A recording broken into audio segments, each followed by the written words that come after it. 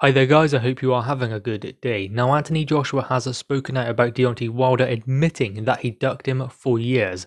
This is what Anthony Joshua had to say.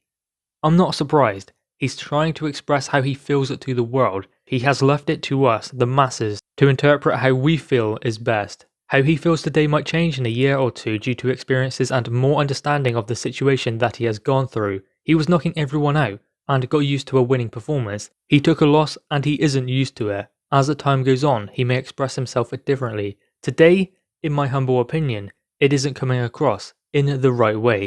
The positive out of it, he told the world that he ducked and dodged me. We offered him a fight for the undisputed championship of the world and he went down the route of fighting Fury.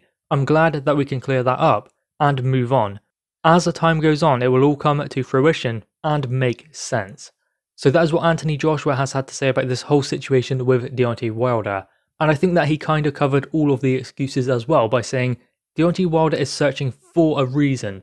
He doesn't understand how he can lose because he's won every single fight up until now, until that Tyson Fury fight. So he is searching, he is reaching, he doesn't understand. And I guess you can kind of get that considering he's a big knockout puncher who's knocking everyone out and no one seems to be able to stick in there with him for the full 12 rounds. Aside from Bermane Stiverne in the first fight obviously, but then again he was up and down like a yo-yo in that fight. Then Tyson Fury, he also went 12 rounds with Deontay Wilder, but Deontay Wilder was this big knockout puncher, the biggest concussive knockout punching power in the heavyweight division perhaps ever. That is kind of what he was built up to be, mainly by his team, because he does have a team of yes men who tell him he's the best, who tell him this and that. They don't ever tell him what he doesn't want to hear. That is the problem when you have a team of yes men around you. That can cause this kind of reaction when a fighter takes a loss. And that seems to be what has happened. Now obviously there was a lot of back and forth between Anthony Joshua and Deontay Wilder trying to get that fight made. In my opinion, I didn't believe it was ever going to be made. I didn't see ever Deontay Wilder getting in the ring with Anthony Joshua. It just wasn't going to happen.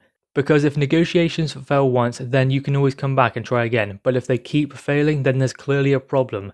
That problem needs to be resolved in order for them to move forward. If it is not, then there is no moving forward. And the same problem kept occurring each time. Wilder wanted more money. Then he was unhappy because Anthony Joshua wanted this in the contract. Then he wouldn't send Anthony Joshua a contract when he offered 50 million. They had to accept it first. Then they would send them a contract. So essentially, they don't know what they are agreeing to. That was the problem. There was always some reason as to why they couldn't say, yep, we're going to do it, or there was some reason why they could not send a contract. Or in the end, they did not even send a contract to Anthony Joshua and Eddie Hearn to actually get this fight on. So there was always some excuse. There was an ego maybe getting in the way. There was someone behind the scenes in Team Wilder, or maybe it was Wilder himself that just didn't want to fight Anthony Joshua for some reason or another. The interesting thing is, he's always talked about unifying, being undisputed, one phase, one name, one champion, and that is apparently going to be Deontay Wilder. That is what he said for years, but his actions never matched up to his words because he was never seeking out fights with Joseph Parker, Anthony Joshua, the guys who had the belts. Anthony Joshua unified against Joseph Parker and Vladimir Klitschko, and Anthony Joshua became world champion in 2016. Wilder became a champion in 2015, a year longer than Anthony Joshua, yet Joshua's had 2 unification fights since then. Wilder hasn't had a single one. And what was interesting about this situation is that Deontay Wilder seemed to only be interested in fighting Anthony Joshua when Joshua already had a fight. So you have to wonder what Deontay Wilder's motives were. Were they to ever fight Anthony Joshua, or were they to build his profile off of Anthony Joshua? Because Joshua was world champion and had mega media exposure, yet Deontay Wilder did not. Wilder was earning 2 or 3 million per fight when he was world champion, if he was lucky. Anthony Joshua was earning 3, 4, 5 times that when he became world champion. So Wilder needed to get on that train. So the only thing he could do was align himself with Anthony Joshua, talk about that fight, because it was off the back of that Klitschko success that Deontay Wilder started calling Anthony Joshua's name. So Anthony Joshua was unified champion, Deontay Wilder was WBC champion, so then he started calling AJ's name. Because whether he was ever going to fight him or not, it could only do Wilder good with media exposure, and it did.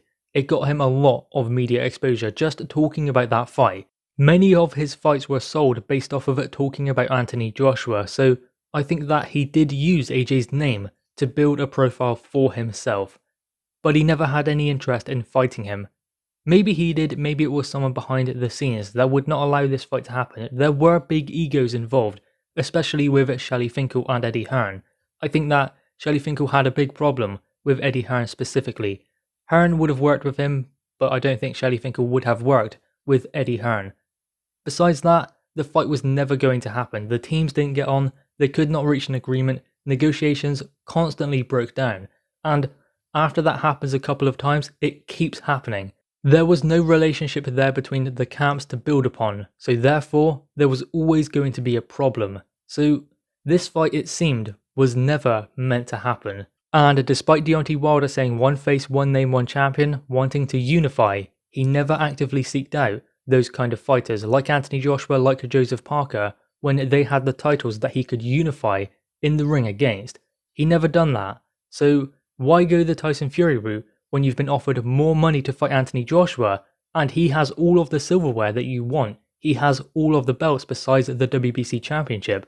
It seems only logical to go for Anthony Joshua because more money, more belts, more glory if you win. But still he went for Tyson Fury, and let's remember the kind of Tyson Fury he was fighting as well. He was fighting a Tyson Fury who had been back for 6 months after a 2.5-3 year layoff out of the ring and had 2 glorified spars against Sefer Seferi and Pianeta. So even though Tyson Fury was before that unified heavyweight champion, he didn't even really warrant a WBC world title opportunity. I mean, obviously Tyson Fury is a better fighter than Deontay Wilder, but in that situation, why do you warrant giving someone who's just come back a world title opportunity? Obviously it's a big fight and he made a lot of money off of it, and he done well because he got Tyson Fury at a point where likely the best thing that he could do was get a draw. That kind of Tyson Fury, 6 months back, was the best opportunity for Deontay Wilder to beat him, but he still didn't do that. So that was kind of the dynamic for that particular situation. That is why that fight was made for Deontay Wilder. So he used Anthony Joshua to build his media profile, then he needed a chance to get away from that. He needed a reason not to fight him. He's going to fight Fury, who is apparently lineal champion anyway. And then they made up this kind of dynamic that they're going to freeze Anthony Joshua out. Him and Tyson Fury. That is what Deontay Wilder said when he was gearing up to fight Tyson Fury in that first fight. Freezing out the guy who has all of the world titles in the heavyweight division aside from the WBC and can mean that he can fight for undisputed. That was the guy he was going to freeze out after saying one face, one name, one champion, saying that he wants to unify after all these years.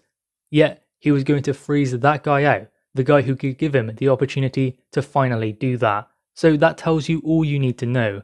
Now, with regards to the excuses and with regards to the psychology of Deontay Wilder going forwards, his fans have made many excuses and he has latched onto them. Some of them I don't even believe he believes. I think that he just wants to believe them for certain reasons because he's never lost, and as Anthony Joshua explained, he's not used to losing. So he has to find a reason. There has to be something as to why he wasn't able to beat Tyson Fury.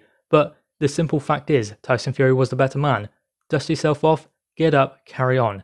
That is the way boxers should be. So Deontay Wilder doesn't understand the reason why he was defeated. But in addition to that, how does he get the media to talk about him? How does he get that kind of exposure once again? He makes up all of these conspiracy theories, all latches onto the ones that his fans have already created. Then that is how the media will cover him, because they will talk about them. They will ask other fighters, promoters, managers. They will ask them about them as well. And that means Deontay Wilder is once again relevant. That is what he is doing also, I believe. And I believe that what Anthony Joshua says is true. In a couple years' time, he will look back on this and maybe regret some of it. Maybe he won't, but I think that going forwards, it will be something that he'll look back and say, man, maybe I shouldn't have done that, especially when his career is concluded. So guys, anyway, what are your thoughts on this? AJ has finally responded to Deontay Wilder saying that, yes, it was Wilder who ducked him, and Wilder has even admitted that. Guys, drop your thoughts on this in the comments below, leave a thumbs up, and subscribe if you are new. Thanks guys.